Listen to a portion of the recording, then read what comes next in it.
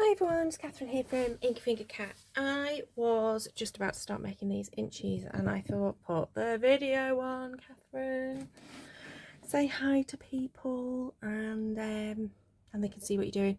This is going to be the simplest set of inchies I've ever done, I think, probably. So the inchies are for the UK Stampers Forum swap, which is over on Facebook. Join in most months with the tags, some months with other things including the inchies, and as a result I get loads of inchies back. And just to show you what I do with them is I tend to decorate things. So this is an old bit of packaging. I actually use it for keeping in future swap items that I've made, so usually the tag and things like that, and it's just covered in everybody else's amazing artwork. I don't think there's any on here that I made, because occasionally you do get your own back. Can't see any that are ones that I have made myself. Nope. So I was just going to do a stamp, but having just looked at that, I'm just going, no, do you know what? I fancy adding a bit of distress oxide, having a bit of a play. So I'm going to go for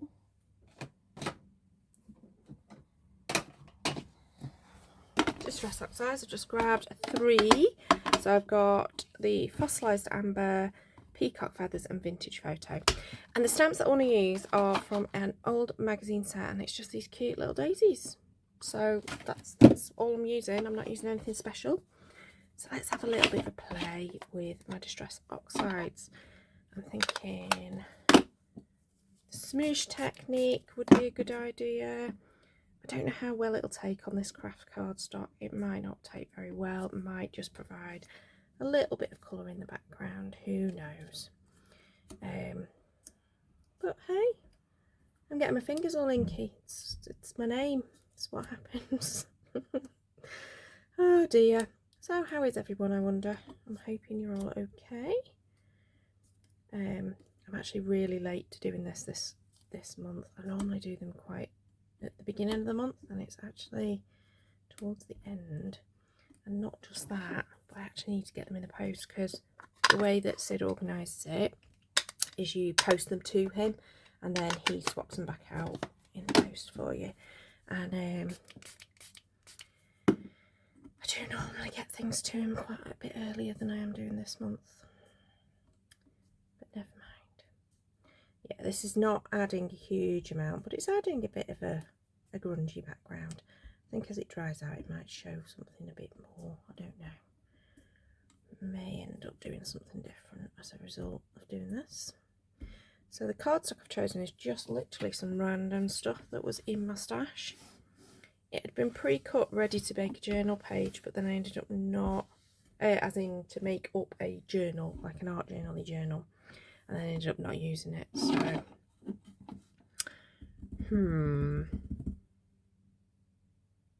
I mean, they just look a soggy mess now, don't they? Ho hum. I mean, there's definitely some blue coming up. I wonder if the brown might be a bit much, and maybe we go back in with the yellow.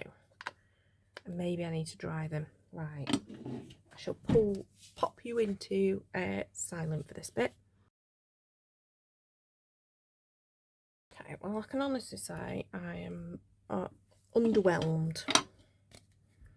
So I'm thinking maybe adding some direct onto here, and then giving them a bit of a spritz to make them do the oxidiness.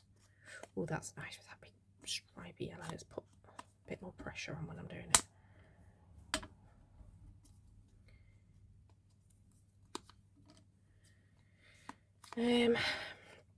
It's a while since I played with my oxide like this. It's just fun, isn't it? Maybe over egging it a bit, but put a bit of, oh, look at that.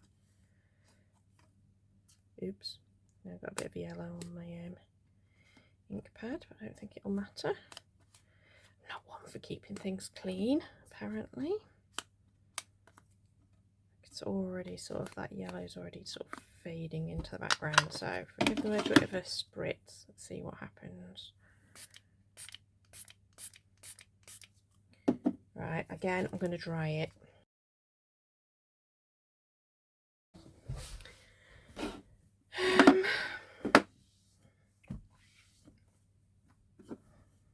Well, the yellow's disappeared, but never mind. Let's edge the corners and the edges. Maybe we'll end up just being a bit grungy, I think.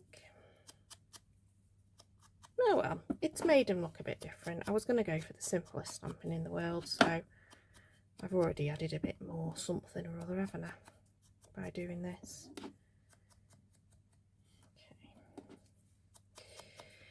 Okay. So there's more yellow on my fingers than there is on the actual little inchies, but they're fine. It's all fine. It's all fine. Right, bit of stamping. So I've already placed these on here so that they're going to go just slightly offset, but I think we'll have them a bit closer than they were. And I'm going to use my VersaFine because I want to make sure I get a nice clean image. Lovely, actually. I really like that. It works well with that little bit of blue popping through. But you can't see the yellow. Maybe I should have gone for a pink instead, but it's too late now. But yeah, see, I'm just keeping these super simple in terms of what they are, is just simple, cute little stamped images. Actually contemplating whether I want to add a word, but I don't know if I've got a word that's going to be small enough. So I'm going to pause you whilst I go and nosy. Hang on. Okay, I found the word fun that I think is small enough to work. Contemplating white. No, not going white, going black.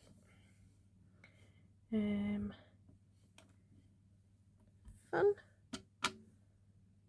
So I'm not going to stick it in the same place on all of them, and this makes them all a bit different.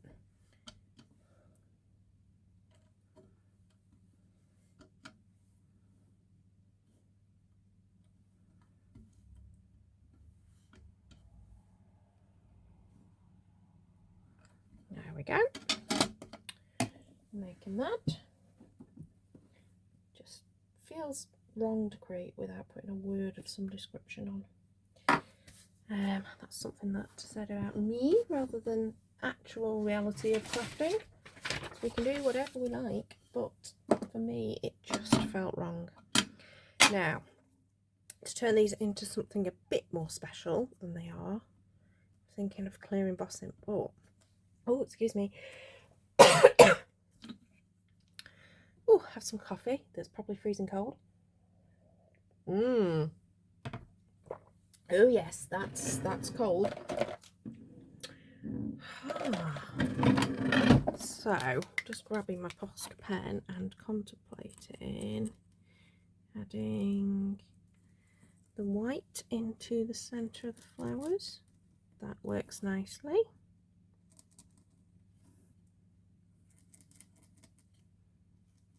Also, the reason I've got my Versamark, my very dirty Versamark out, is I'm thinking a layer of clear emboss on the top.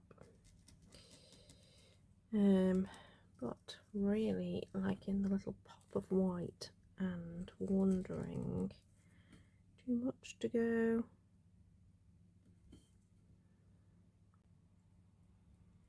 Like so. No, I think that works nicely. I think we'll do a nice border around the edge.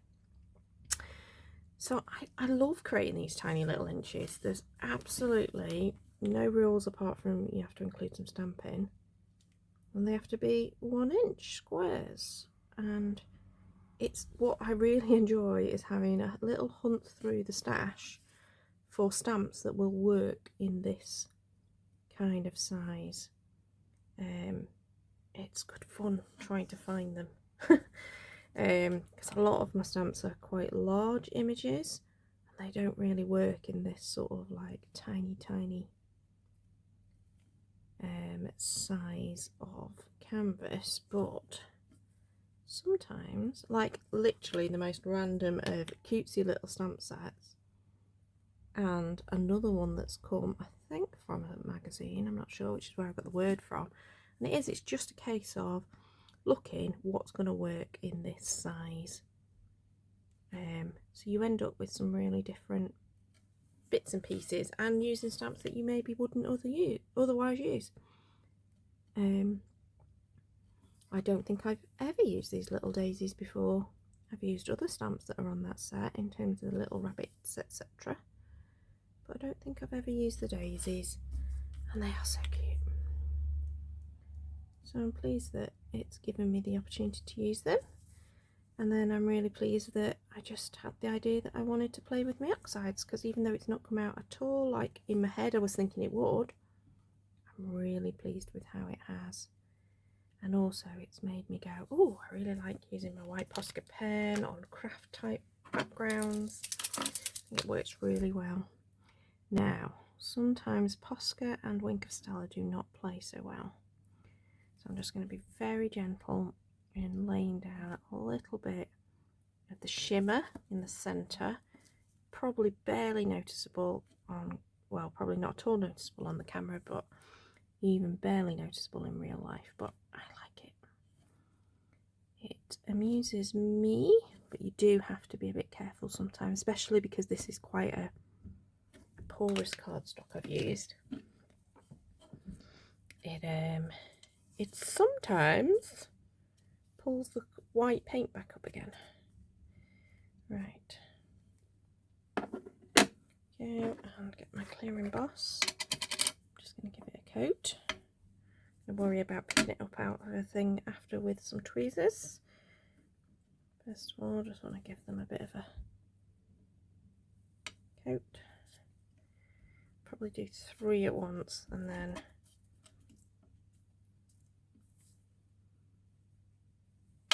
that's now lift. Happy with that.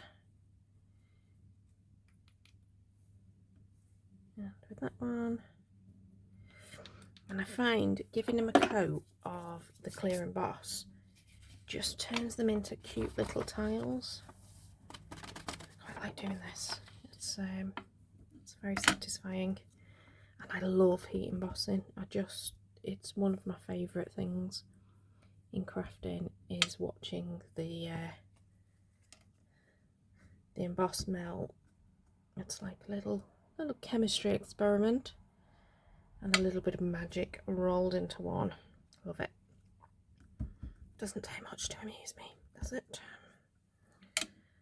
What, watching melting particles of tiny little bits of plastic. That's all it takes apparently to amuse me. Okay.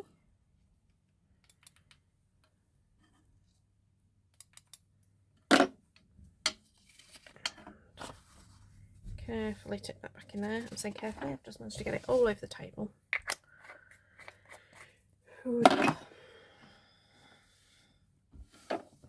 Right, now to heat emboss, I do need to put you into mute.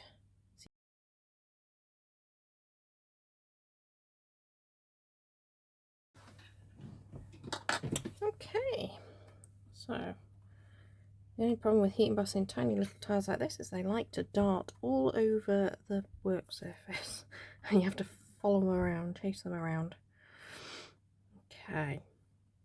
It also, when you put on the clear emboss, it does give it a really rich kind of colour, or patina. I think that's the right use of that word, but I could be wrong. Oh, that one's upside down. So yeah, it does give it a nice rich look. In fact, let's just shove these under a bit of card, and then you can see them better without the glare of the light. Although, obviously, because they are now shiny, they've got a bit of a glare on them. So I'm just going to hold them up to camera so you can see. Super happy with those. So that's me done. Nice, quick, simple, easy project. Turned it into something a little bit more complicated. I'm just wondering if I can get the light better. That might be a little bit better for you. can try and zoom in. There we go. I have to say the Wink of Stella now barely recognisable at all in real life. That has been applied because the shine of the embossing, yeah, it doesn't really show, but I don't care, I don't mind, I put them in. But yeah, really quick, simple project. Need to get these labelled up on the back with my name and the date, and then pop them in the post to Sid. Ready for the end of the month. So a quick, simple project today, and I'm pleased I put the camera on for you. Hope you enjoyed, and until next time, bye bye.